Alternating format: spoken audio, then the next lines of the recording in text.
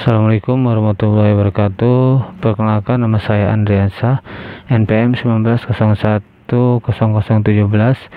Di sini saya sedikit akan memaparkan materi mengenai inflasi, yaitu tugas video pemaparan materi dari MK Perekonomian Indonesia dengan dosen Pak Lorenzo de Bataraja. Baiklah, selanjutnya kita mulai. Apa itu inflasi? Menurut ilmu ekonomi, inflasi itu merupakan suatu proses peningkatan harga secara terus-menerus dan berkaitan dengan adanya mekanisme pasar seperti meningkatnya konsumsi masyarakat, terjadinya likuiditas yang berlebihan, sehingga adanya distribusi barang yang tidak lancar. Inflasi berdasarkan penyebabnya dapat kita bagi menjadi tiga. Satu, demand fall inflation, yaitu inflasi yang terjadi akibat adanya permintaan barang atau jasa yang meningkat dari kemampuan yang dimiliki oleh produsen.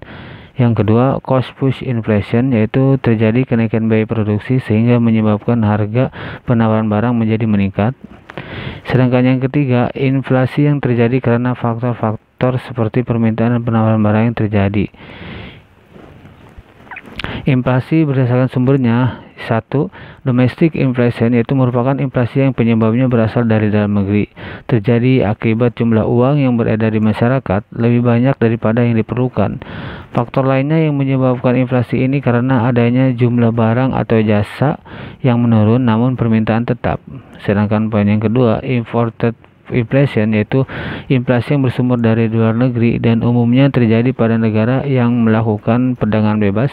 Sebagai contoh, di mana adanya kenaikan harga modal yang terjadi pada harga barang yang diimpor oleh suatu negara.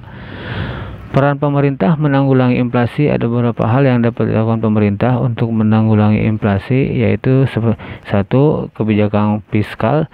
Dalam hal ini, kebijakan yang diambil berkaitan dengan adanya pengeluaran pemerintah dan menaikkan pemasukan seperti pinjaman maupun meningkatkan tarif pajak. Dengan adanya hal ini diharapkan dapat mengatasi inflasi. 2. Kebijakan non-moneter atau non-fiskal. Cara mengatasi inflasi lainnya adalah dengan meningkatkan pendapatan masyarakat, mempermudah masuknya barang impor, serta melakukan pengawasan dan menetapkan harga maksimum. Dalam hal ini termasuk dalam meningkatkan pemasukan. Dapat dikatakan inflasi adalah suatu proses peningkatan harga secara terus-menerus dan berkaitan dengan adanya mekanisme pasar. Dalam ini, pemerintah diharapkan untuk turut tangan untuk mencegah hal-hal yang tidak diinginkan. Contoh perhitungan inflasi menggunakan IHK. Cara menghitung inflasi menggunakan IHK yaitu dengan IHK yang sekarang dikurangi dengan IHK yang lalu dibagi IHK sekarang dikali 100, sehingga misalkan kita menghitung inflasi BBM premium antara tahun 2008 sampai 2017. Misalkan harga premium pada tahun 2008 yaitu kisaran 4.000 per liter. Sedangkan harga premium pada tahun 2017 sebesar 6.500 per liter. Sehingga perhitungannya bisa menjadi 6.500 diambil 4.000 dibagi 6.500 dikali 100 hingga hasil akhirnya yaitu 38,50%. Sehingga dapat disimpulkan bahwa premium mengalami inflasi sebesar 38,5% dari tahun 2008 sehingga sampai 2017.